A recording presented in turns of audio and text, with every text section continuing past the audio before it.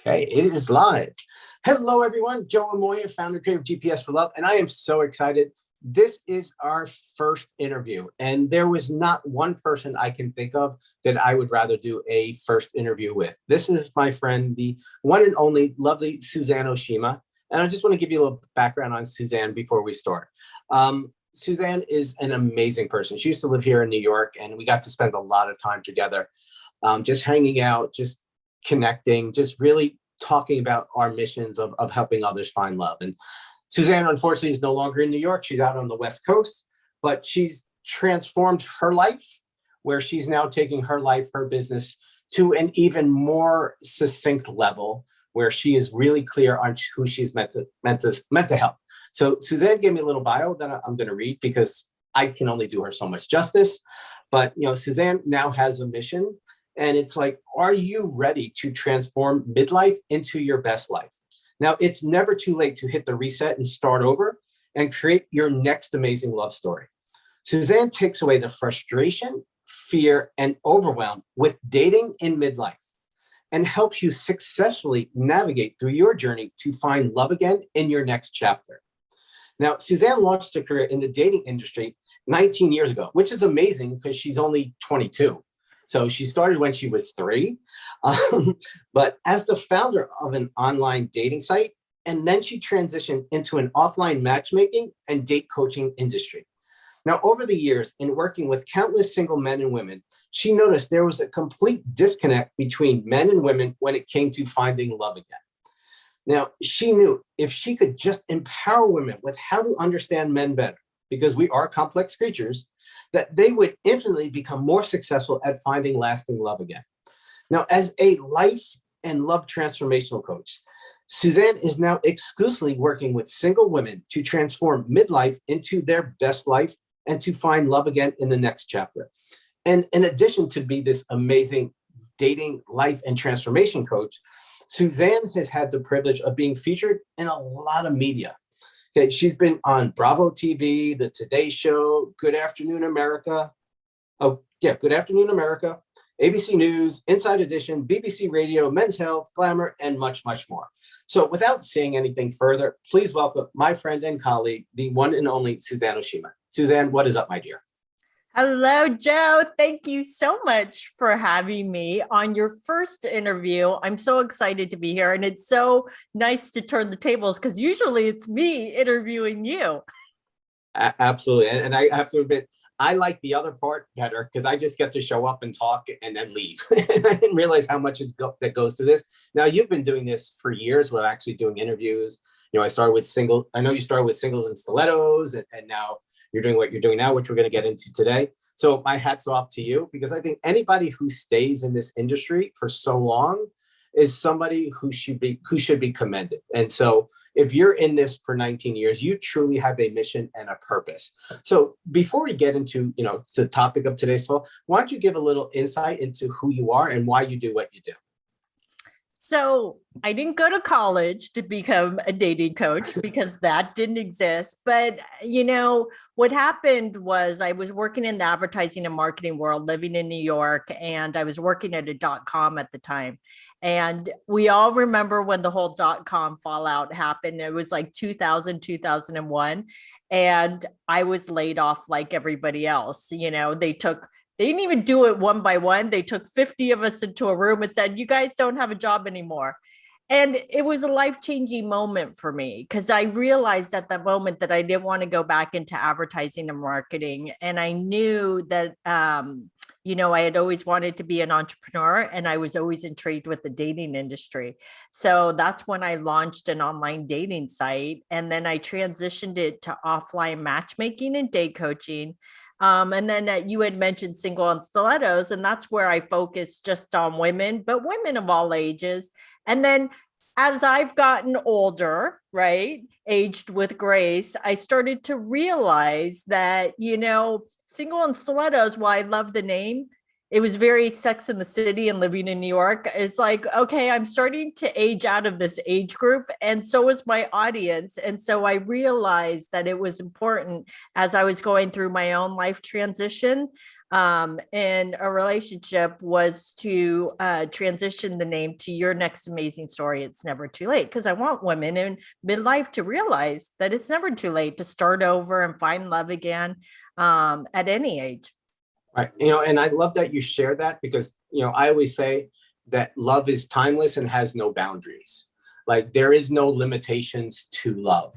And, when we were going back and forth on what the topic was going to be, when Suzanne said, let's talk about how it's never too late to start over again and find love. I think that's so appropriate because there's so many women who hit, the half century mark and, or maybe even older saying, you know what, it's too late. It's not going to happen for me. And I'm like, as long as you're breathing and as long as you have a desire, it can happen, but now you got to go make it happen. So what's the first thing that you would like your audience to know about it's not too late to start over again and find love? Where would you like to start? I would like to start with, it's so important for us to let go of the fear, right? Because I went through this myself, is the fear of, oh my God, can I start over? Can I find love again? And it's important to let go of the fear, because when we let the fear control us, it stops us from moving forward, and we procrastinate and we feel like, oh, this is just the way it is. And we let our life experiences, our past life experiences, failures, and things that have gotten in the way, get in the way of our future. And so it's important to manage your mindset. I know that's a trigger word for you, but when you let the fear take over your mind, that's a problem, right? Right. And 100%. And I think it's so important because I always say, if I had one wish for the world, not just, single people looking for love, it's just to eradicate fear. Because I think at the core of everything, whether it's the political system, with what's going on, there's this fear instead of, operating more from the heart, more from the truth. And I think the more, whether it's politics, religion, society, at the core of it is fear. And so the more we can just identify, we're coming from fear, and then being able to confront that fear and courageously deal with it and having the support to transcend it on the other side is all that wonderful stuff. So you talked about, your transition and that where you were confronted with your fear, right? You were living in New York, you're about to get married, and then all of a sudden life does what life does. And now you're confronted with your fears. What was it that caused you to transcend your fear and step courageously into your truth, where you had the choice, where you could have went into victim mode and blamed everybody and everything and said, poor me, it's never going to happen? What was it that allowed you to make that transition? It was again a life-changing moment for me, because it was about me taking that look inward and asking myself, what kind of coach would I be if I didn't follow my own coaching? Number one. But number two, it was about me standing in my power and realizing that if my basic needs in the relationship weren't being met, then why would I stay? Why would I keep going into this relationship and marriage if my basic needs weren't being met? You and I could have been neighbors in New Jersey, but that didn't happen. But it was okay. And yeah, did the fear come up of, oh my God, I don't want to start over? But I knew that I didn't want to be unhappy the rest of my life. And I knew if I didn't end it then, that I would have probably had to have ended it like 10 years later or whatever it was. And so, did I know what was going to happen? No. But I had faith in my heart that I've been through worse, and that I realized in starting over, which, as you mentioned, I moved to California, I was running towards something rather than running away from something. And I'm so much happier out here in California and starting over. And do I know what's going to happen? No. But I have faith in my heart, and everything's going to be okay. Oh, wow. You just there's so many points that you just covered that I want to address. So the first, and I'm actually taking notes as you're speaking, because I really don't want to, there's so many important points here. So the first is you talked about integrity. Like, how could I coach my clients if I can't walk my talk? And I want to admire you for that. I do admire you for that, but I want to acknowledge that because there are so many individuals in this world, the dating coaching world, who call themselves coaches just because they think it's the easy road to luxury, or they're really good at writing copy to manipulate and play off people's fears and emotions. And it's like you got to walk your talk. And how can you be and stand your truth and expect others to get to, if you can't be that person? So I think that's such a valuable lesson, because I call it the Wizard of Oz syndrome, where there's so many individuals that say, hey, I'm the mighty, almighty, powerful Oz. Look at me. I got all my shit together. And you see them all over social media. Oh, I'm doing this, and my husband doing this and this and that. And then, behind the scenes, when you pull back the curtain, this is bullshit. You're not portraying an accurate picture. You're not being upfront. You're only giving a piece of the puzzle that you want people to see, versus revealing the whole truth and standing in your power and being vulnerable. So I love that you share that, because I think integrity and vulnerability go hand in hand. And I think that's what makes you, the awesome coach that you are, and why you're able to connect and help so many individuals. So the second thing you said was about standing in your power. So many people talk about that, but explain what that was for you, how you were able to stand in your power and go through everything you went through to say, you know what, I'm out of here, California, here I come. Well, it was a process. It wasn't like, oh, this is so easy. It's when I say stand in your power, it's, and I coach my clients on this, and I use this phrase all the time, is I say, stand in your power and become the chooser. Stop waiting for men to choose you, right? If you know who you are and what you have to offer a man, you'll stand in your power. But as far as for me in the relationship, right, it's about standing in my power and knowing what I deserve, and knowing that I literally gave everything that I could. Like, could I look at myself in the mirror and say, did I really give this relationship my all? And I did. I could look myself in the mirror and say, I literally gave it my all.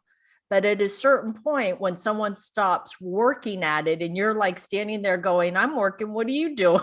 Right. And I don't mean going to work, obviously. It's, I can't keep pulling someone forward if they don't want to move forward. You know that saying, you can't lead a horse to water and make him drink. It's true. Right. And so when you keep having these conversations and it gets repetitive and you start to realize that you're not happy anymore, that's standing in your power. What do you deserve in life? What do you want in life? And if you're not getting it, it's actually not his fault. It's your fault for staying. Oh boy, you just opened a can of worms there. But I know, Suzanne, someone's pissed at me right now, and I'm going to get an email. You don't understand, Suzanne. You don't understand, but I love him, and he means well, and he wasn't loved as a child, and he says he loves me, and he's really trying, and he really means it. And I know, and when he's not being an asshole, he's really not a bad guy. Oh, so then you don't understand, Suzanne. What do you say to that person? I say that you can't fix a man, that he has to want to do the work on his own. And I also say that you can love a man. And I did. I loved him with all my heart. But that doesn't mean that you should spend the rest of your life with the person. You can love people from afar, right? And it's important to realize too that if he keeps saying that he's going to change and he's going to do all these things, what I always say to women, and I don't know if you say this too, Joe, is don't listen to a man's words, watch his actions. Lean back and say, okay, show up. Because I can't keep pulling you forward. You have to at some point want to walk on your own with me, hand in hand, right? And so it's important for women to realize that you can love someone, but that doesn't mean that you should be with them. And I so like just acknowledge you again for that, because I always say, if it was up to me, I'd take the word love out of the dictionary because it causes so much problems. And again, not that I'm against love. I love Natalie. I have an intent, but there's so many, I love him. But as you said, his actions aren't backing it up. It's making me unhappy. He's not pulling his load. But you know what? I'm going to stay in because, you love someone. And when you love someone, you're supposed to stick by them through thick and thin. And I think this kind of goes back to standing in your power, where it's about honoring your truth and who you are and what you really want. If you want to be in a relationship where you're carrying more of the load and you're allowing someone not to, and you're really okay with that, then that's great. But if your truth is this, I'm not really happy. Like, I'm not getting what I need from my partner. Like you're talking about basic things. I'm not getting my basic needs met from my partner.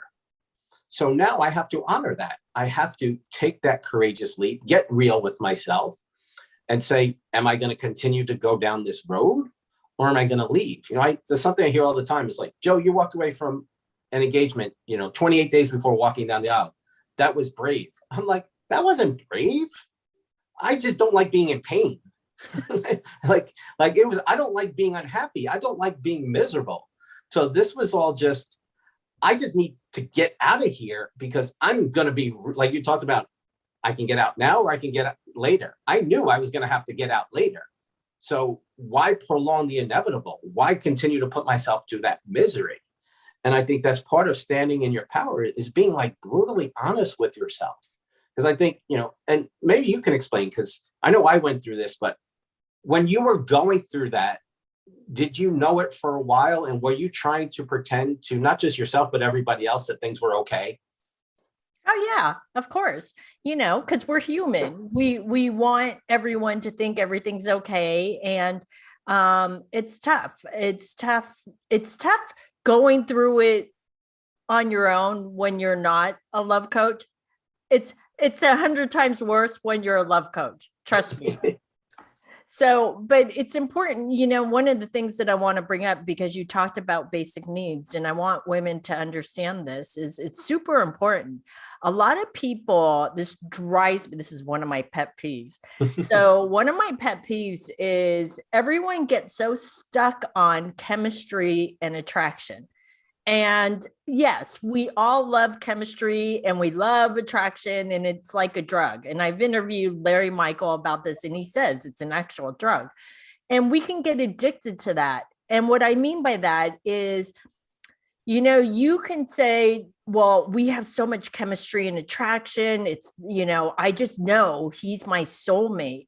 But what a lot of people do is they get blinded by the chemistry and attraction, and then they don't realize that their basic needs aren't being met in the relationship. And so they stay because there's chemistry and attraction and because I love him. That doesn't mean he's the right person for you. You can have all of that, but it doesn't mean he's the right person. I always do this, have my clients do this test, is let's take away the chemistry and attraction. Like, let's put that over on the shelf for a second. Are your basic needs being met? And be honest, right? Does he hear you? Does he see you? Does he validate you? Or does he dismiss you? Does he not listen to you when your feelings are hurt? As long as you're bringing it up in a way that isn't emasculating him, right? That you're just sharing your feelings. Is he listening, truly listening and validating you and saying, okay, I hear you? Or is he going, well, I don't know why you feel that way, right? 100%. And I love that you say this, is because, again, chemistry is another one of those words that I wish we can take out of the dictionary, just because it causes so much trouble. It's like, you know what? I went on a date. I didn't feel instant chemistry. And I'm like, well, what do you mean by that? Well, normally when I sit with someone, I feel this instant connection, attraction. I didn't have that. I'm like, great.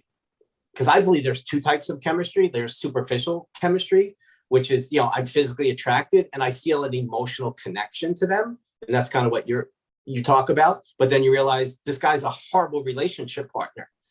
And then there's that deep chemistry where you have the attraction, you have the emotional connection, but then you're compatible as life partners. And most people go for the superficial because, again, the drug, they like that feeling. And that's what the addiction is. That's what the hook is. But then when they get it and it's not getting what they want, they keep focusing on that. And it's kind of like getting high. They keep going back looking to get high and they settle for those little moments like a drug addict. Well, that feels good. I remember I had a client where she was with a guy and like he literally would like play word with friends for her for like 2 weeks. And then when it was convenient in his schedule, he would spend the weekend. Most of the weekend they would spend in bed. And then he would go and do his life for 2 weeks. And then they would play word with friends. And she's like, oh, but those weekends are amazing. I'm like, okay. So that's 4 days out of 14. So 10 days, you're pining for him. You're unhappy. You're settling for crumbs and you're crying, looking for those 4 days. Is that really the relationship that you want? But so many individuals will settle for that and convince themselves that this is okay. Yeah. So when you get a client like that, where it's clear that their needs aren't being met and they're settling, what do you do? It's interesting that you bring that up because I just did this exercise in my group program, is because we are talking about the right man for you. And people focus, I believe, on the wrong things, like the chemistry and attraction, and is he 6 feet tall, and is he physically fit, and all that stuff, right? I invited the women in my group program to really think about some things they probably haven't thought about. And I said, how does he treat you? How does he make you feel when you're with him? Now I also want you to think about, how does he treat you and how does he make you feel when you're not with him?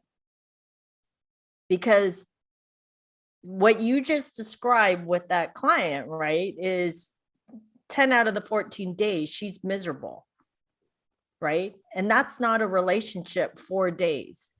And especially if it's 4 days in bed, because then we all know what that really is. But right. Sometimes when we're in it, we can't see that, right? And so it's important to really look at it from, a higher level of not just the 4 days you're spending with them. What about the 10 days? Because that's the full time. Like if you're feeling crappy, I don't know about you, but think about that. Like out of 100 days, 40 days you'd feel great, 60 days you'd feel crappy. Right. And then extend that out to years. And it's like, I don't know, life's too short. I don't want to feel crappy more than half the time, 60% of the time. No. Oh, I agree 100%. And, I think we all make our, the old expression, you make your bed, you sleep in it. And it, as you said, it doesn't have to be that way. You could have someone who, even if his job physically takes him away, like you said, still shows you that being with you is important and it's a priority and it's connecting and talking and have a conversation. How's your day? What are you up to? How can I support you as you're going through your life? And, one of the things that I hear, because, us guys, you're a woman, there are a lot of jerks out there, but we get a bad rap too. And it's like, you can't commit to a woman. You don't know how to be a healthy relationship partner. It's all about you and your needs and all that. And I'm like, no, that's bullshit. Is that true for a lot of guys? Absolutely. But, a lot of guys say, I don't have a problem being in a relationship. I don't have a problem with monogamy and commitment as long as it's the right woman. So for those women who are out there thinking it's the guys, right? It's just the guys. And men need to change. But, as a dating coach, there's stuff going on within them that they need to look at. What advice would you give them? To not hold their breath to wait for men to change. Because if you're going to wait for men to change, you're going to be waiting a long time. It comes down to that finger pointing thing. It's them. It's them. No. It isn't just them in the relationship. When last time I checked, Joe, when you're in a relationship or marriage, there's two people, right? And it's how you both show up. And so you have to be willing to do the inner work on yourself. It's interesting because I just had someone, a friend of a friend called me because she knew I used to be a matchmaker, and she wanted to know if she should hire a matchmaker, and she's 32. And it was really interesting. And I asked her, well, why do you want to hire a matchmaker? And she said, because I don't want to do online dating because I have trust issues with men. And by the way, I knew the matchmaker who she was wanted to hire, and the matchmaker that she wanted to hire, by the way, charges like a minimum of $50,000. Right. And I said to her, I said, you do realize that a matchmaker doesn't make your trust issues with men go away, right? That's not solving the problem. And that's a lot of money to spend to think that you're solving the problem. And I shared with her that it's really important that you work on the trust issues with men rather than trying to hire someone just to set you up with what they would call quality men, right? And so instead of pointing the finger and hoping that men can change and this and that, is I say, become the best version of yourself, keep doing the inner work, right?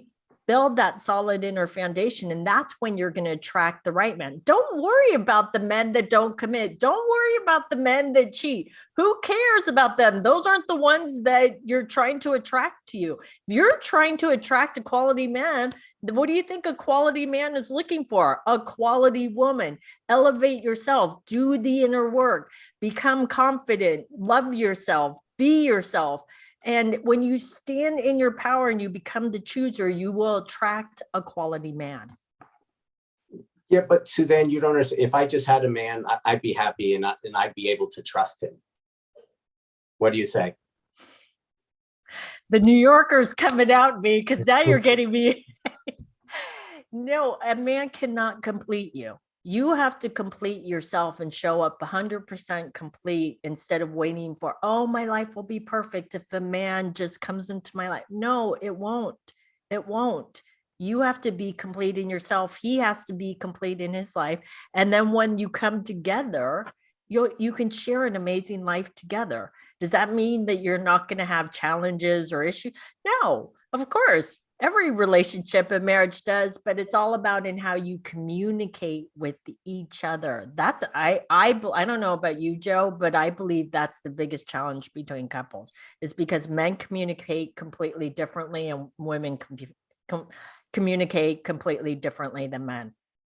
Yeah, that's obviously a huge difference. That whole men are from Mars, women are from Venus thing, where, just the way we grow up, and it's not the old expression, it's not what you say, it's how you say, and it's the delivery method.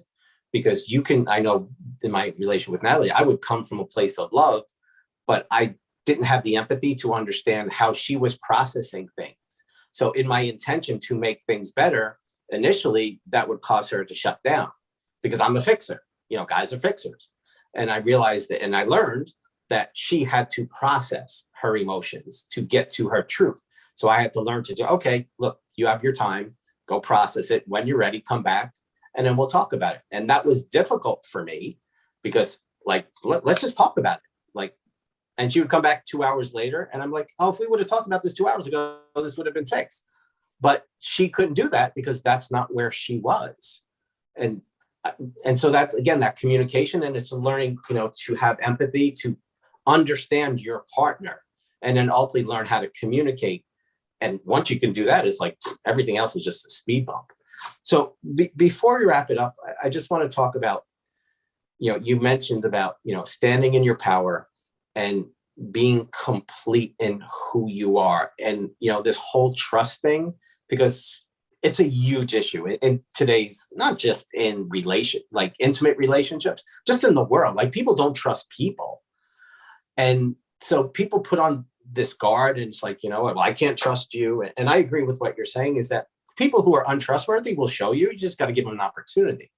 But I think about, how can you expand on developing that confidence, that faith and trust in yourself to know that you can trust people. And in the event somebody is untrustworthy, you'll be okay. Yeah, I love this question. And it's interesting because I just had this come up with a private client this morning. So what I'm about to share with you is like so timely. She was talking about how, she is trusting her intuition. And it's really interesting because sometimes when we're out there dating and finding love, right, and you start to get to know someone better, is someone, like you said, someone will show you who they truly are over time, right? And it's important for us not to ignore the red flags. And sometimes when there's so much chemistry and attraction, the red flags, what red flags? I don't see any, right? And they're like right here, Right. blowing in your face. And it's important for women to trust their three brains. And I got this from, by the way, because I want to give full credit, is Maury Zelkovich. And Maury Zelkovich is a brain entrainment engineer. And he talks about how we tend to make decisions from this brain. And he said, a lot of people forget to inquire with the two other brains that you have and making sure that they're in alignment, which is your heart brain and your gut brain. And so when you focus on the three brains, one of them, if someone is off or not the right person for you, one of those brains is going to tell you something like something's off. And usually I've had women say, they were dating someone, and while their head was saying he's like great on paper, he's the perfect man for me, their heart was like, oh my God, I'm so attracted to him, there's so much chemistry, but in their gut something was off, and they kept going, something's bothering me about him. And so I think it's so important for women to trust that their intuition and do a check-in with the three brains, like Maury says, because you may realize that someone isn't right for you, but you're not listening to one of those brains, right? And trust is built over time, right? And we as women, we have walls up because, for obvious reasons, because we're women, right? We have to have that before we let some walls down. But it's important to not put the walls up so high that we don't let anybody in, but allow those walls to slowly come down as someone's earning your trust, right? And don't ignore the red flags. 100%, Suzanne. And I would say there's always signs. Like the universe, whatever anybody believes, would never cause you to go down a path or be in a relationship that is contraindicative of what your heart really wants. But as humans, we have desires, we have fears, we have whatever it may be that causes us to go down these paths and then BS ourselves and everybody else. So I absolutely love this. Look, we can be here for another 3 hours. So we're definitely going to have you back again. But before we wrap it up, for those individuals who are listening, go, I dig Suzanne, right? She's the bomb, and she's got some stuff that really resonate. How can they follow you? What would you like to offer them? So they can go to yournextamazingstory.com. And I always have free offers on there. And I have a podcast and video show that I put out a new show every week. It's called It's Never Too Late. How appropriate. Awesome. And, and that is the theme of today. No matter where you are on your journey, it never is too late. If you have a desire in your heart, I believe that you were meant to experience that. But as Suzanne said, if you got some work to do in order for that to happen, then you need to do that work. So just pay attention, because life will show you by what's showing up where you got to do your work. So Suzanne, before we wrap it up, is there anything else you'd like to share? No, thank you so much, Joe. This was so much fun. And you got me, you lit that fire under me, and you brought out the New Yorker in me. And I think that's so funny. And that's one of the things I love about you, because you're so passionate. And, all we want to do is just help women realize that it's never too late. So thank you for having me on the show. Oh, it's always an honor and privilege. And again, we're just trying to keep it real. And I think the more people in life who are just real, who are just authentic, without sugarcoating, come from the heart, not just our love life, but the world will be a better place. So Suzanne, always an honor and privilege to spend this time. I look forward to the next time we do it again.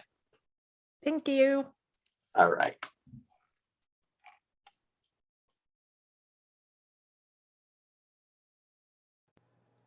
If you're at that point in your life where you're tired of being single, you want to find that one special guy to share your life with, and you can't understand why you're having such a hard time finding him, I'd like to invite you to join our free Facebook group. It's a private group where women just like you are discovering the truth of what it really takes to attract a quality man and a love that lasts. You're going to learn how to identify the real obstacles, especially those that are unconscious, which are preventing you from finding the love that you're looking for. And you're also going to learn how you can turn your love life around, date successfully, and put yourself in position to find the type of man that your heart desires and deserves. Now, if that's something that sounds interesting to you, you can go to facebook.com/groups/find love that lasts. Or you can click on the link below in the description of this video. I'll see you there.